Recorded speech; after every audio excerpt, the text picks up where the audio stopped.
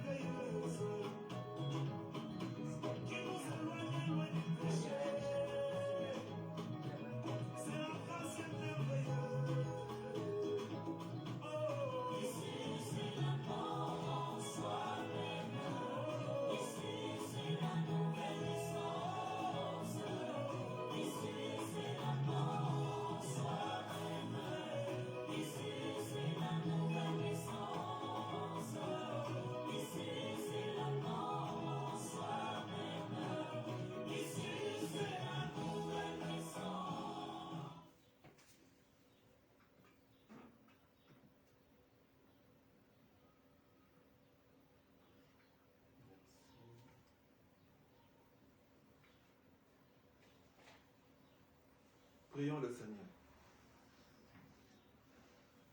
Seigneur Jésus-Christ, nous voilà de nouveau selon les vœux que on a toujours fait.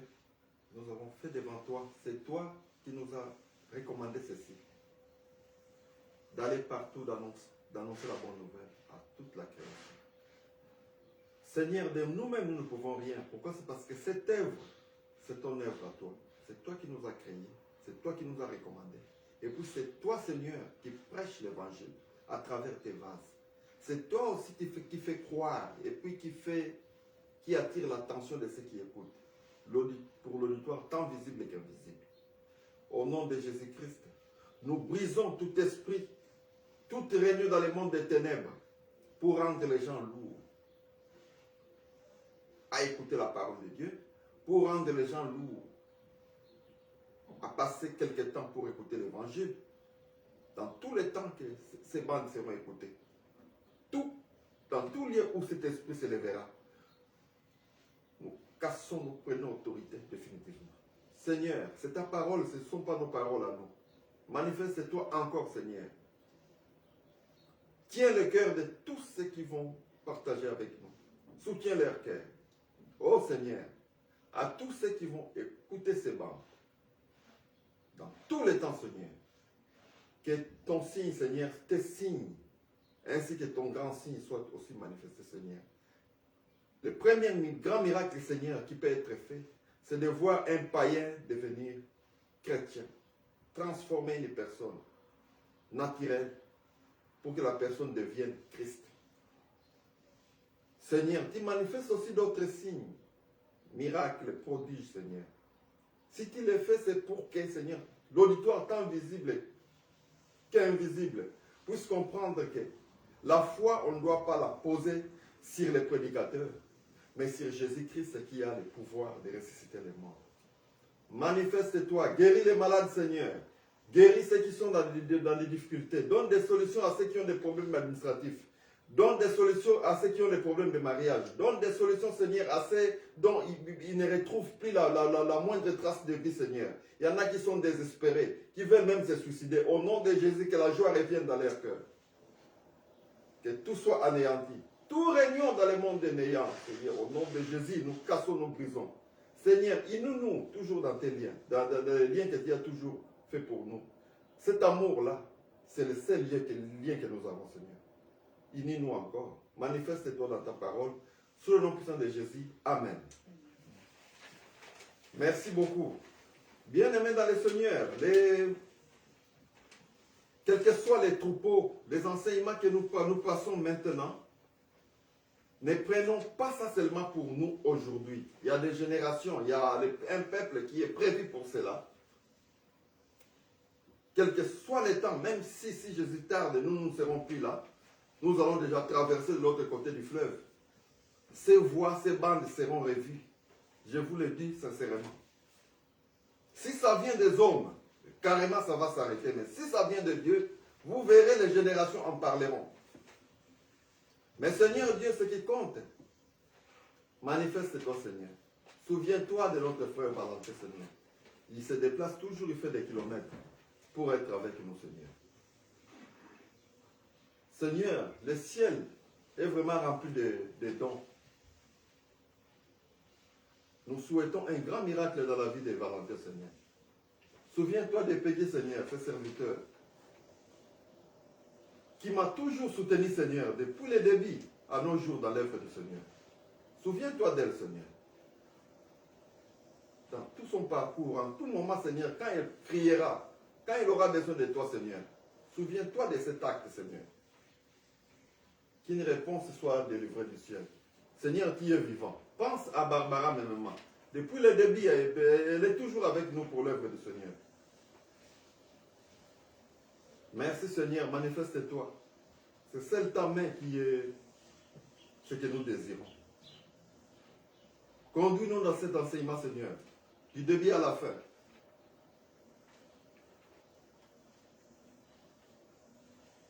Nous allons ouvrir nos livres.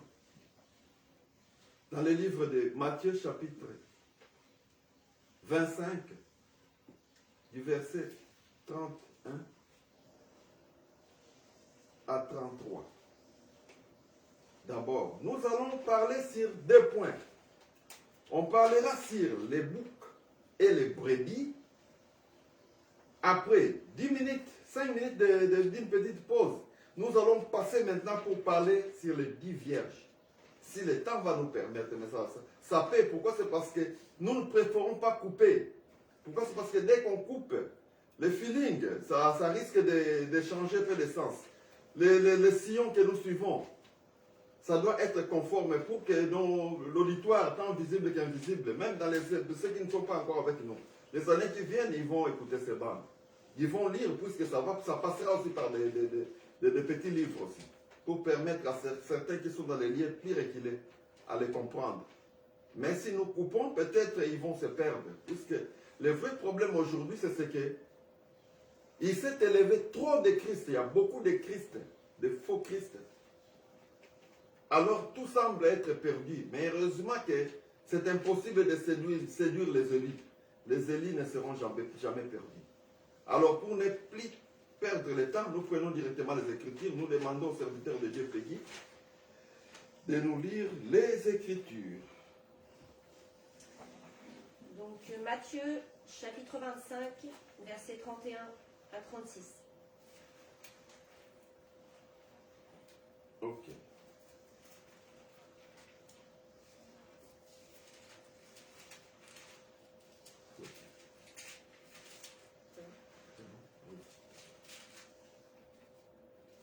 Lorsque le Fils de l'homme viendra dans sa gloire, avec tous les anges, il s'assiera sur le trône de sa gloire. Toutes les nations seront assemblées devant lui. Il séparera les uns avec les autres, comme le berger sépare les brebis avec les boucs. Et il mettra les brebis à sa droite et les boucs à sa gauche.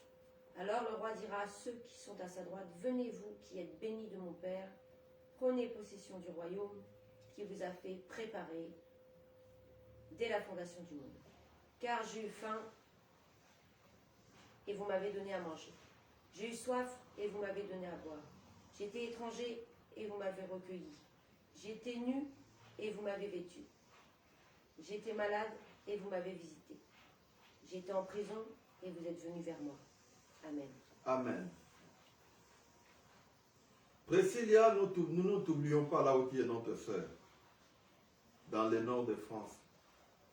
La main du Seigneur, comme elle est avec nous, elle est aussi avec toi, avec toute la famille.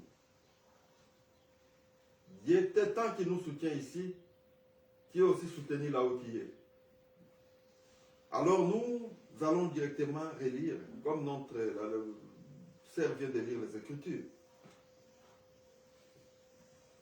Dans le livre de Matthieu, chapitre 31, en descendant, ici nous allons séparer deux choses. C'est sur les boucs et puis les brebis. Verset 31. Lorsque le Fils de l'homme viendra dans sa gloire, avec tous les anges, il s'assiera sur les trônes de sa gloire. Toutes les nations seront assemblées devant lui. Il séparera les uns d'avec les autres, comme les bergers séparent les brebis d'avec les boucs. Et il mettra les brebis à sa droite et les boucs à sa gauche. Alors le roi dira à ceux qui seront à sa droite, venez, vous qui êtes bénis de mon Père, prenez possession du royaume qui vous a été préparé dès la fondation du monde. Je pense bien que c'est ce que le serviteur de Dieu vient de lire tout de suite. Bon, notre problème maintenant, nous renvoyons maintenant, nous parlons, nous retournons à la fin du temps. Pourquoi? C'est parce qu'ici, on parle, quand si vous voyez bien, serviteur de Dieu, tu peux répartir 31 à 32. Verset 31 à 32. Lorsque le Fils de l'homme viendra dans sa gloire avec tous les anges, il s'assiera sur le trône de sa gloire et toutes les nations seront assemblées devant lui. Amen. Là, nous voyons le Fils de l'homme. C'est vrai, il est dit que il faut que Christ règne jusqu'à ce qu'il mettra tous ses ennemis sous ses pieds. Nous avons vu que sur la croix, les autorités, les dominations, les principautés, ils ont été mis sous les pieds du Christ.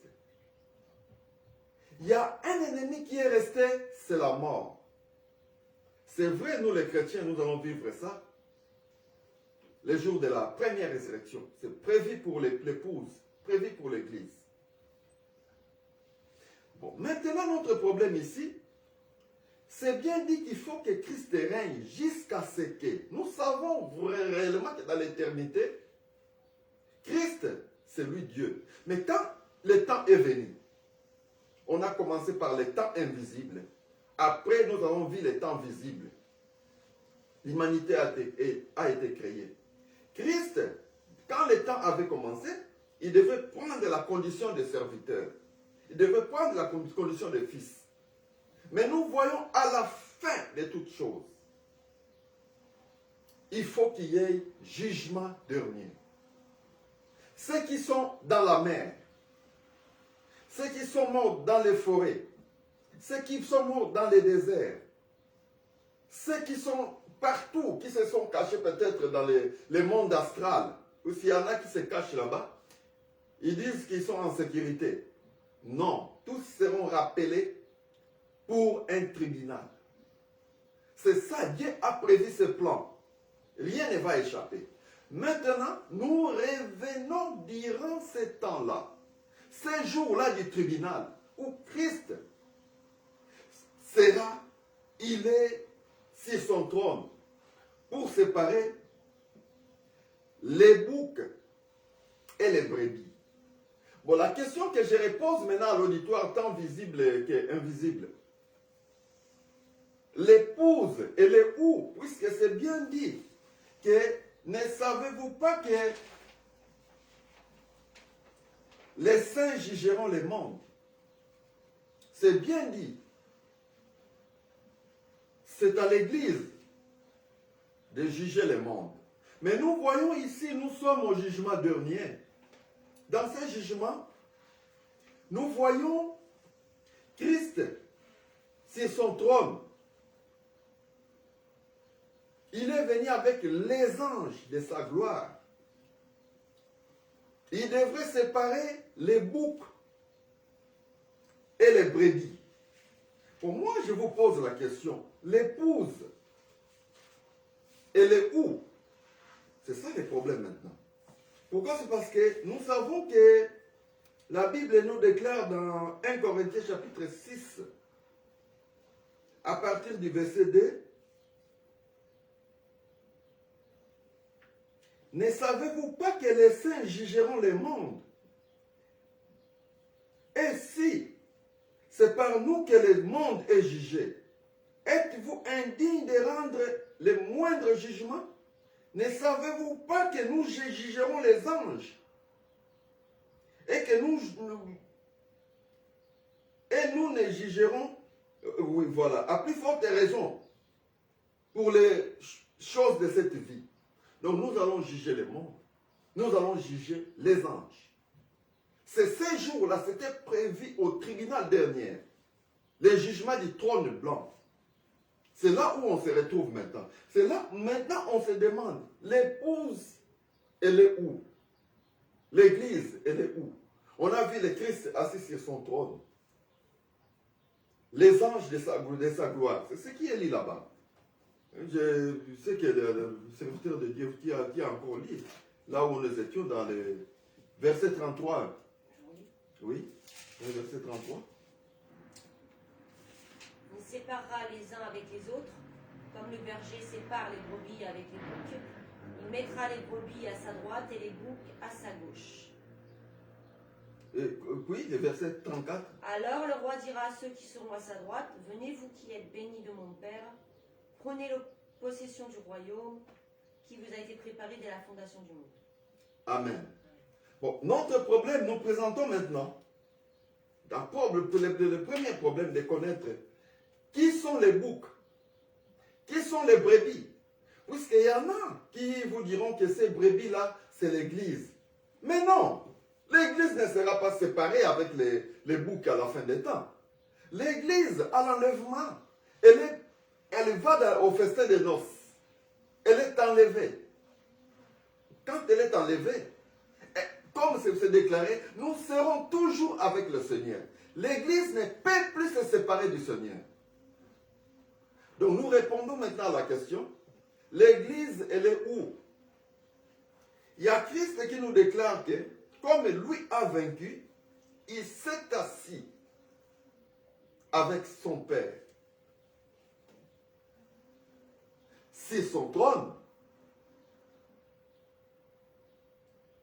Christ, n'oubliez pas, il a promis à l'église. Il a dit à celui qui vaincra. Au vainqueur, le vainqueur sera avec lui sur son trône. Donc Christ a vaincu. Il est avec Dieu sur le trône. Nous, l'église qui a vaincu, elle est avec Christ sur le trône. Donc là, quand vous cherchez l'église, ne pensez pas que l'église là, ça va vous signifier que ce sont les brebis, non. Les brebis, nous allons en parler maintenant.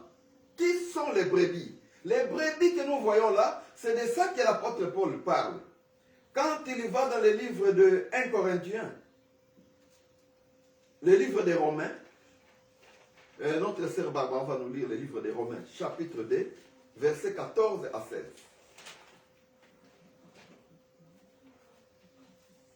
14 à 16.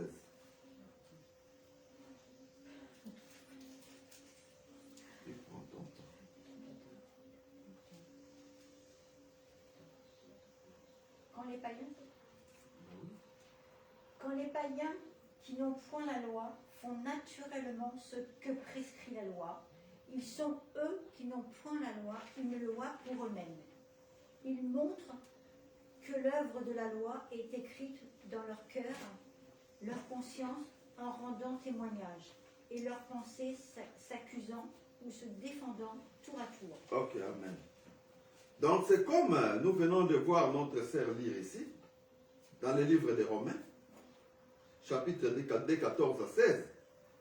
Suivez-nous un peu, comprenez ici, on parle de l'homme naturel, pas de l'homme spirituel. Je réponds un concept. L'homme naturel, l'homme qui a ressemblé à l'ancien Adam, cet homme-là, c'est lui, à la création, nous avons vu l'ancien Adam. À la formation, nous avons vu l'homme et puis la femme. La loi des sexes est intervenue là, cette loi-là. Nous avons vu, après que Ève ait poussé ces couples, Adam et Ève, on avait désobéi à l'ordre de Dieu, ils étaient chassés de la présence de Dieu. Ils sont venus vers une terre où il n'y avait plus de bénédiction. C'est la nature du péché que nous avons prise, cette nature-là. La mort, nous avons vu la mort apparaître. Bon, cette nature-là, cet homme-là, cet ancien Adam-là, homme ou femme,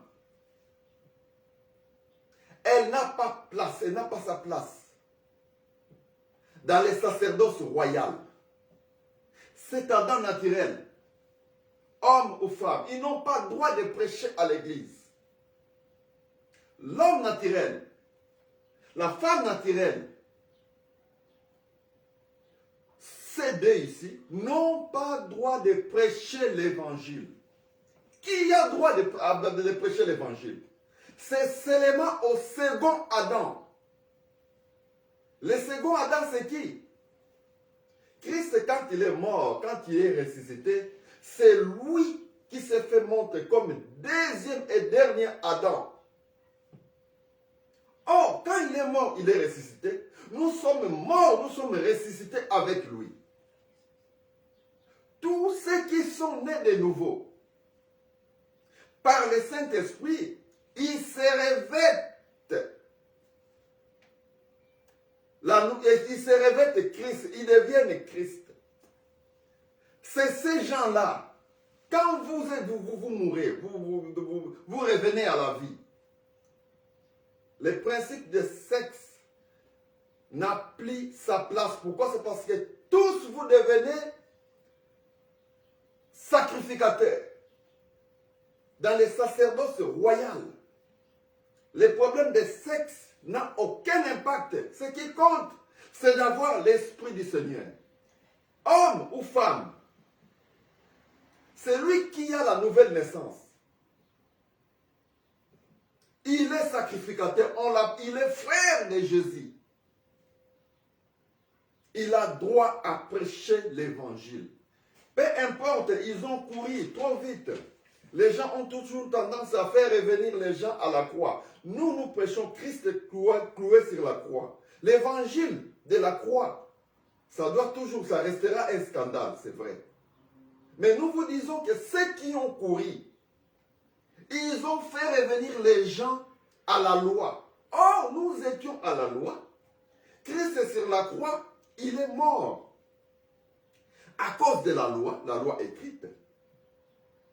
La loi, dans ses règlements, en détruisant son corps, tout est tombé.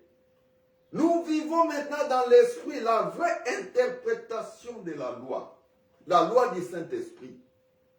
Donc l'évangile, c'est comme Paul l'écrit quand il va dans le livre des Galates. Il dit aux gens des Galates, oh Galates, vous devenez insensés. Comment est-ce que vous avez commencé par l'esprit? Maintenant, vous voulez revenir dans la chair. C'est ce que nous voyons aujourd'hui. Depuis le temps de Paul, le monde est revenu dans la chair. Les gens sont revenus dans la loi sans le savoir. Vous savez, le fait d'interdire aux femmes de prêcher Vous n'êtes plus dans l'esprit, vous êtes dans la loi. C'était dans la loi mosaïque, où dans l'assemblée, il y avait encore, on pouvait distinguer l'homme et la femme. Dans les sacerdoces royaux, en esprit, vous ne devrez plus parler de cela. C'est une erreur. Ils se sont transmis les erreurs après les années. Aujourd'hui, quand nous disons la vérité aux gens, les gens pensent maintenant que cette vérité-là, c'est ça les mensonges. Les mensonges, c'est devenir la vérité. Or, nous ne sommes pas là pour ça. Revenons sur ce que nous sommes en train de parler. Notre problème, c'est entre les brebis et les boucs. Nous avons compris maintenant l'épouse. Elle est où? Elle est sur le trône avec Christ. Pourquoi? C'est parce que Christ est la tête. Le corps, c'est l'épouse. Christ est en Dieu, nous sommes en Christ. Pourquoi? C'est parce que l'Écriture qui dit que ne savez-vous pas que les saints jugeront le monde? C'est ces jours-là que nous vivons cette Écriture-là. Nous devons juger ce monde en Christ. Nous devons juger les anges étant en Christ. Vous avez encore peur des démons aujourd'hui. Il y a des gens qui ont toujours eu peur des démons, mais les démons, c'est à nous de les juger. Ils sont sous nos pieds. C'est comme ça. Bon, maintenant, qui sont les brebis? Les boucs, d'abord, nous savons que les boucs, là, ce sont des gens naturels, d'abord. Ce sont des hommes qui ont été naturels durant toute leur vie. Jésus avait dit à Nicodème, si quelqu'un ne naît pas d'eau et de l'esprit, il ne peut pas voir le royaume de Dieu. Ce que je veux dire, un homme naturel, c'est un homme tel qu'il est né, avec l'ancien esprit qui possède encore son corps. Il n'a pas cru à l'évangile. Il n'a pas vécu la nouvelle naissance. C'est celui que nous appelons l'homme naturel ou bien l'homme animal. Devant Dieu, c'est un mort. Alors, qu'est-ce que nous voulons dire par là? Les boucs que vous voyez là, ce sont tous ceux dans ce monde. Ils ont vécu sans Dieu, sans espérance. Durant toute leur vie, ils n'ont pas été honnêtes avec eux-mêmes. Ils ont préféré suivre la sorcellerie, servir la magie. Ils ont préféré être des bandits. Ils ont préféré être des tueurs d'hommes. Ils ont préféré d'être... C'était des gens qui ne voulaient pas écouter leur conscience. Vous savez, la conscience dans l'homme, le souffle de Dieu dans l'homme, c'est une lampe. Quand on parle d'une lampe, c'est ce souffle de Dieu en nous. Paul parle de ça comme la conscience. Les brebis que nous voyons là, qui sont-elles? Ces brebis-là, ce ne sont pas des gens qui ont reçu le Saint-Esprit. Loin de là, effacez ça dans vos têtes. Ce n'est pas l'épouse. L'épouse est avec Christ sur le trône. Les brebis, c'est de ça que notre sœur nous a lu. Quand elle a lu sur le livre des Romains, nous avons vu que Romains chapitre 2, dans les versets 14 à 16, il est dit ceci. Quand les païens qui n'ont point la loi font naturellement ce qui est prescrit dans la loi, ils sont eux-mêmes qui n'ont point la loi, une loi pour eux-mêmes. Ils montrent que l'œuvre de la loi est écrite dans leur cœur. Leur conscience en rendant témoignage et leurs pensées s'accusent et se défendant tour à tour. C'est ce qui paraîtra au jour où, selon mon évangile, Dieu jugera par Jésus-Christ les actions secrètes des hommes.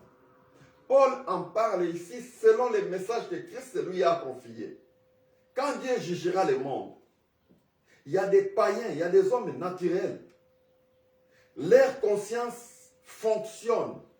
Ces gens-là, ils ne veulent pas, ce sont des gens, ils sont naturels, mais ils craignent toujours Dieu. dans les villages là où ils sont, dans les villes là où ils sont, ils n'aiment pas l'injustice. Ce qui montre que la loi de Dieu est inscrite dans leur cœur. Mais ils sont naturels, ils ne sont pas nés de nouveau.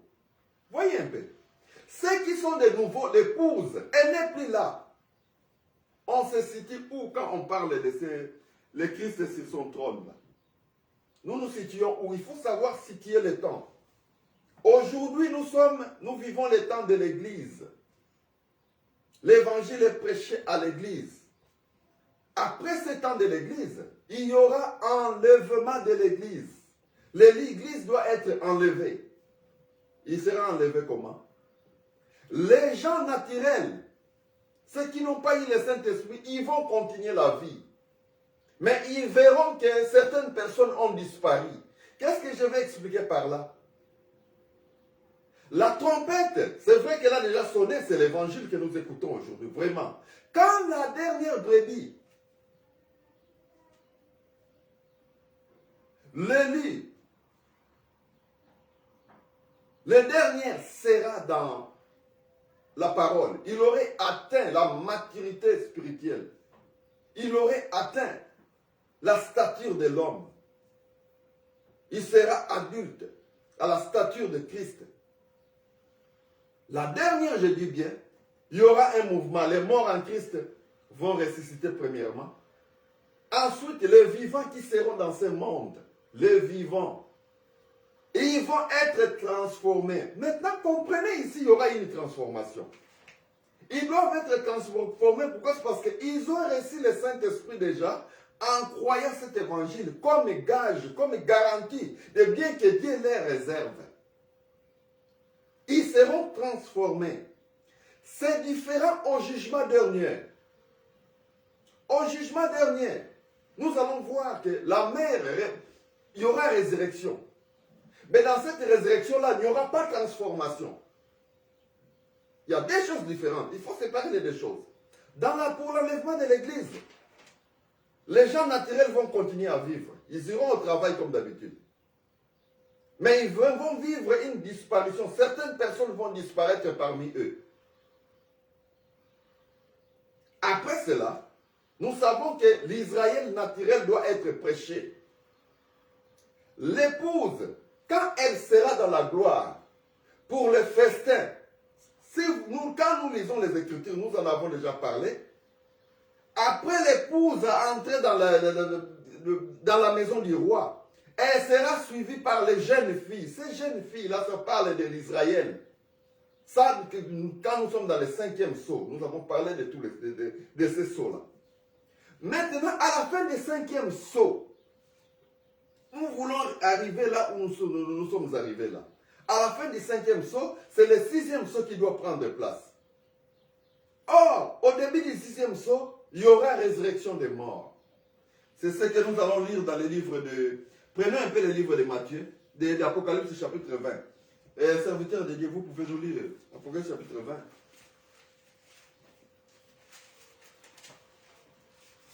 Apocalypse chapitre 20, à partir du verset, prenons 13. Commencez à 11. Oui. Commence à 12.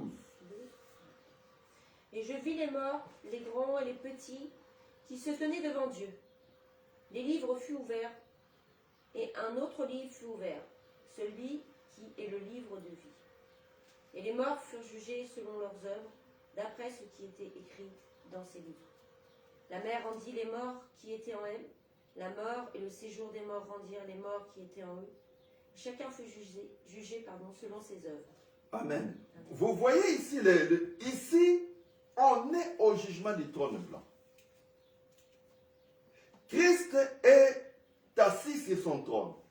L'épouse fait partie du corps du Christ. Elle est avec Christ. Vous ne pouvez pas séparer Christ et l'Église. Non. Là, vous allez chercher l'Église. Ne croyez pas, ne faites pas cette confusion. À croire que les brebis que nous voyons là, c'est l'épouse. Non. Les saints jugeront les mondes. Les saints jugeront les anges. Mais nous allons juger les mondes. Nous allons juger les anges en Christ. faisant partie du corps du Christ. Maintenant, suivez un mouvement ici que nous voulons expliquer là-bas. Dans l'Apocalypse chapitre 20, verset 13, nous avons vu les morts. Il y aura résurrection des morts. Ceux qui sont morts dans les mers, ils reviendront. Ceux qui ont été incinérés, mais l'incinération naturelle pour les humains devant Dieu, c'est rien. Ils seront convoqués, ils vont apparaître. Comme ils sont morts naturellement, ils ressusciteront naturellement pour le jugement. Mais l'Église aujourd'hui, c'est différent. L'Église, en croyant à l'Évangile, nous devenons second Adam. Nous revêtons Christ. En revêtant Christ, Christ nous donne le Saint-Esprit comme garantie des biens qu'il nous réserve. Cela veut dire, quand ce jour-là sera là, quand le mouvement de la résurrection prendra place, nous serons transformés, nous aurons des corps glorieux semblables au corps que Christ avait quand il est ressuscité. Mais au jugement dernier, ce n'est pas ça, ce n'est pas le cas. Au jugement dernier, ils n'ont aucune garantie. Les êtres naturels, que je dirais, l'homme animal n'a aucune garantie. Ceux qui sont morts naturellement, ils vont ressusciter naturellement. Ils vont ressusciter naturellement. Nous allons juger ce monde. Si nous allons persévérer. Si nous allons... Le vrai problème qui est là, quand vous croyez en Christ, le chemin est souvent long. Il y en a qui se fatiguent. Mi-chemin. Là, nous allons en parler dès que nous allons toucher sur les 10 vierges. Ici, nous essayons de parler sur les boucs et les brebis. Alors, on a vu ces jours-là, il y aura séparation. On va séparer les brebis. On va séparer les boucs. On a expliqué que les brebis que vous voyez là, ce sont des hommes. Ce sont des, quand je parle de hommes, donc hommes-femmes naturels, qui ont ressemblé à l'ancien Adam. Les humains que nous voyons, qui n'ont pas cru l'évangile, qui n'ont pas eu la nouvelle naissance. Mais parmi eux, il y en a qui ont la crainte de Dieu. Comme près, vous allez voir dans notre sœur Barbara va nous lire le livre de Actes, chapitre 16, verset 14. Là, nous allons voir, et on va parler de Lydie. Une femme, avant de croire à l'évangile, elle craignait Dieu naturellement. Vous pouvez nous lire, s'il vous plaît. L'une d'elles, nommée Lydie, marchande de pourpre de la ville de Thyatire, était une femme craignant Dieu, et elle écoutait le Seigneur lui ouvrir le cœur pour qu'elle fût attentive à ce que disait Paul. Lorsqu'elle eut été baptisée avec sa famille, elle nous fit cette demande. Amen. C'est tout. Oui. Elle craignait Dieu, Lydie craignait Dieu avant d'être baptisée. Il y a des païens comme ça. Parmi les païens, les hommes naturels, il y en a qui craignent Dieu. Dans l'enlèvement, ils ne seront pas là. Ils seront retenus dans le séjour des morts. S'ils ont tout ça, ils seront là où ils sont. Mais il y en a qui craignaient Dieu. C'est pour cela, quand vous voyez bien dans les Écritures, Jésus a dit dans Matthieu 25, j'avais faim, vous m'avez donné à manger. Et vous pouvez nous lire ça, Matthieu 25. On revient là. Puisqu'après, on va repasser maintenant sur les autres. Chapitre 1er à 13, c'est ça. Oui, Matthieu 25. Oui. Alors, le royaume des cieux sera semblable à 10 vierges. Qui Non, pas. On est encore sur là où on était. 1 à 13. Oui, oui, oui. 25. Ah, 25, oui, mais... On est 25, 31. Ah, je crois que tu me demandais Voilà. de dire... Non, je ne comprends pas. voilà. Pardonnez-moi. Alors, lorsque le Fils de l'homme viendra dans sa gloire avec tous les anges, il s'assiera sur le trône de sa gloire. Toutes les nations seront assemblées devant lui. Il séparera les uns d'avec les autres, comme le berger sépare les brebis d'avec les boucs. Il mettra ses brebis à sa droite et les boucs à sa gauche. Alors le roi dira à ceux qui sont à sa droite, venez, vous qui êtes bénis de mon Père. Venez, vous qui êtes bénis de mon Père. Voyez, ils ont été justifiés par les œuvres. Nous, aujourd'hui, on est sauvés, on est justifiés par la foi en Jésus. Or, la foi sans œuvre aussi, c'est nul. Donc, notre foi en Jésus ne doit pas demeurer une foi stérile, mais une foi qui doit être accompagnée des œuvres. Mais eux ici, voyons, continue un peu. Alors le roi dira à ceux qui sont à sa droite, venez vous qui êtes bénis de mon Père, Oui. prenez possession du royaume qui vous a été préparé dès la fondation du monde. Car j'ai eu faim et vous m'avez donné à manger. J'ai eu soif et vous m'avez donné à boire. J'étais étranger et vous m'avez recueilli. J'étais nu et vous m'avez vêtu. J'étais malade et vous m'avez visité. J'étais en prison et vous êtes venus vers moi. Amen. Après, Je continue. oui, les justes, on les appelle ici justes. Pourquoi? C'est parce que c'est Christ, c'est nous, en Christ, qui déclarons cela. Par rapport à leurs œuvres, pourquoi? C'est parce que leur conscience ne leur permettait pas à faire le mal. Ils avaient la crainte de Dieu, bien qu'ils étaient naturels. À l'enlèvement de l'Église, ils n'ont pas été là. Ils ont subi encore la peine dans les séjours des morts. Dans les séjours des morts, ça fait mal. Hein? Vous pensez que c'est facile, mais ils vivent, ceux qui sont là savent ce qu'ils sont en train de vivre maintenant. C'est pas facile. Donc n'aimez pas cette voie-là.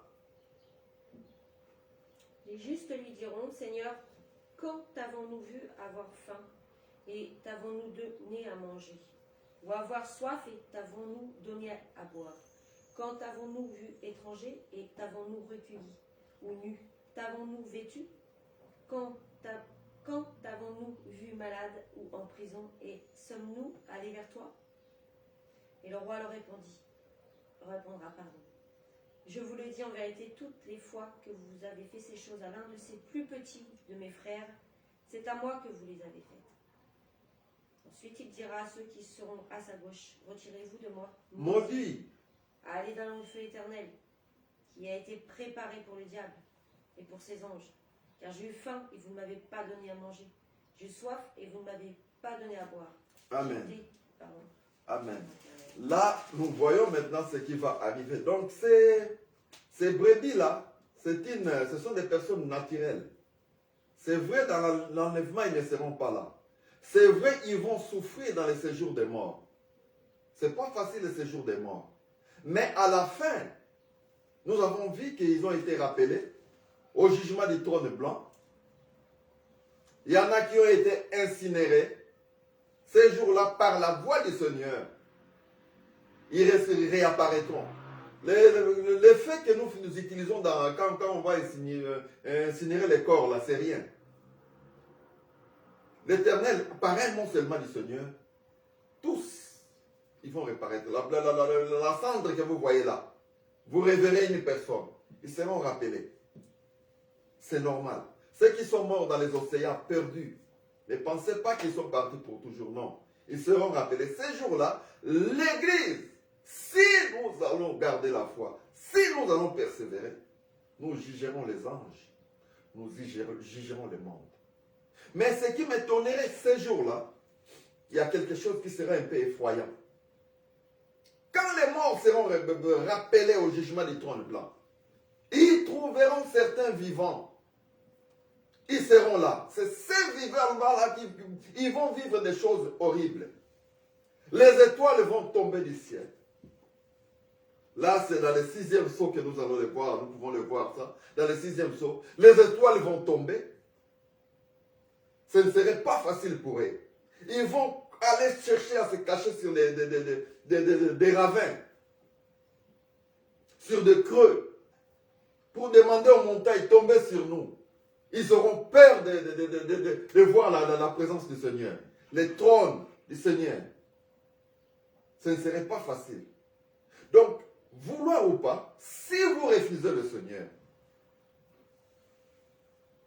vous allez vivre ce que nous sommes en train de dire. Pourquoi? C'est parce que le Seigneur, tout passera, mais sa parole ne passera jamais.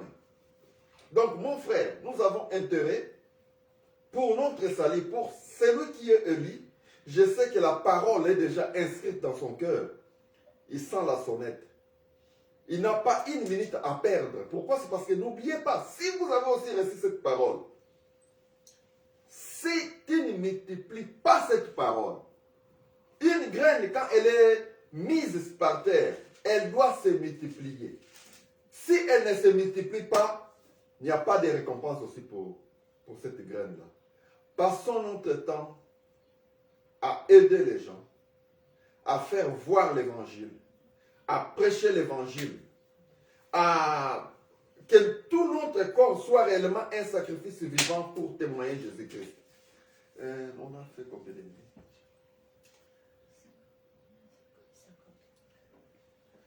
50 minutes. On devrait encore parler normalement sur les 10 vierges. Peut-être que l'auditoire est fatigué. Si vous êtes fatigué, alors nous parlerons des 10 vierges le dimanche prochain. Sinon, nous allons enchaîner. Mais si nous allons enchaîner, ça va nous prendre 2 heures de temps. Qu'est-ce que vous préférez? Oui, ça fait un bon temps, puisqu'on doit expliquer. Donc, prochainement, le dimanche prochain, si le serviteur de Dieu n'a pas un enseignement, une prédication à donner, donc nous allons parler sur les 10 vierges. Aujourd'hui, n'oubliez pas que nous allons parler sur les boucs et les brebis. Donc, bien aimés dans le Seigneur, qu'est-ce qu'il nous est demandé? Vous verrez les étoiles. Là, c'est pour clôturer maintenant. Dans l'Apocalypse chapitre 9, verset 6. Les hommes chercheront la mort. Quand la mer rendra les morts qui sont en elle, quand tous seront rappelés, comment est-ce que vous allez encore mourir? Lisons, vous pouvez nous lire ça. Apocalypse chapitre 9, verset 6.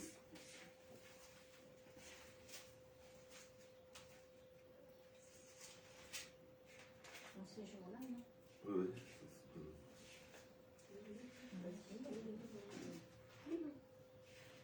En ces jours-là, les hommes chercheront la mort et ils ne la trouveront pas. Ils désireront de mourir. Et la mort fuira loin d'eux. Voyez ces jours-là, dont on parle là. Ceux qui sont dans les cimetières seront rappelés en vie.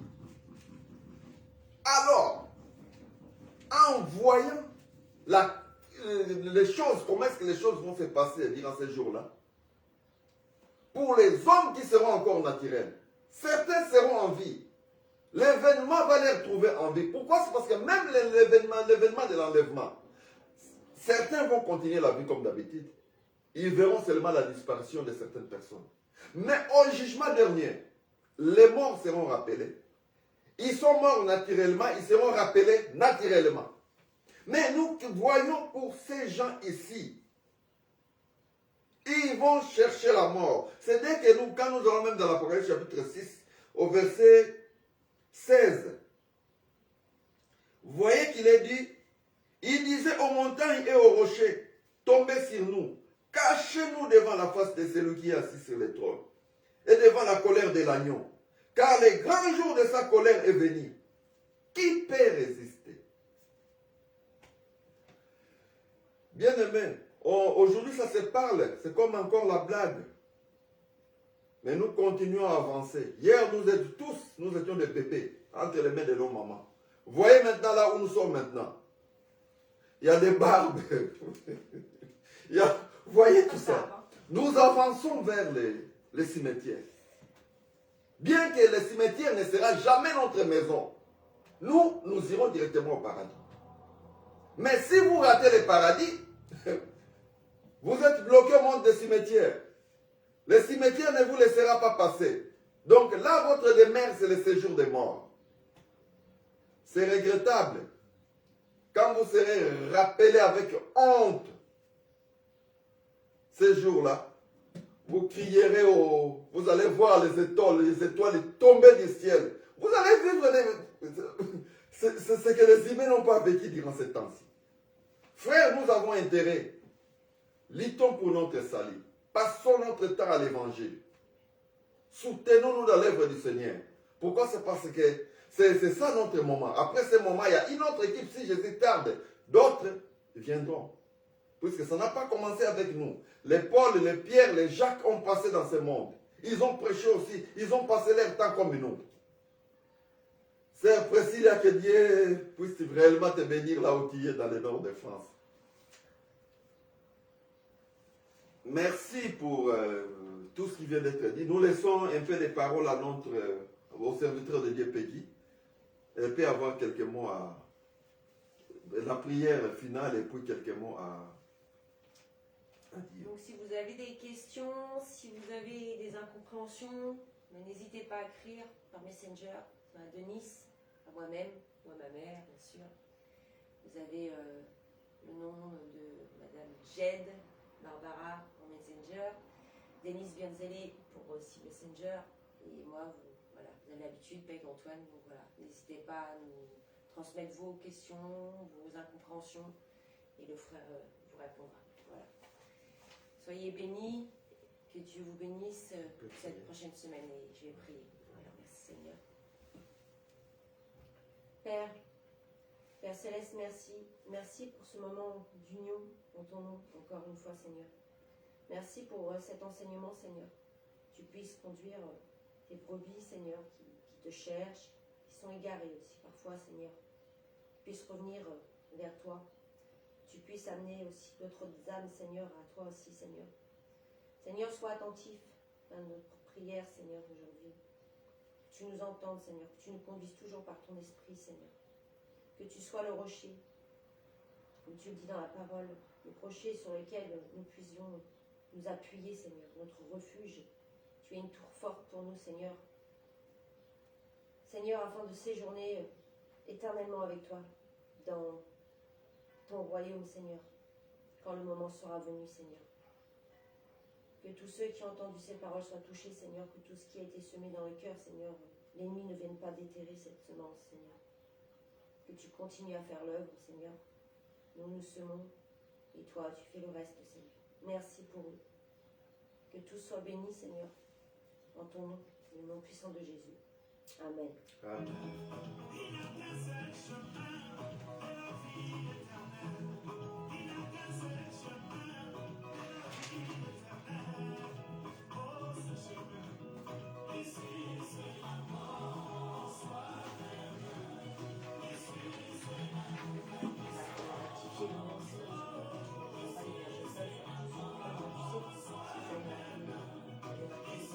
C'est une fois. Ça, tu remettras le dimanche prochain. Oui, d'accord. Là, tu sais très bien. Oui. Là, tu vas modifier.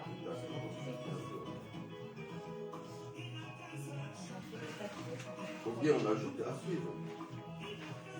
Oui, voilà, je rajoute à suivre. À suivre. La date dimanche. Voilà.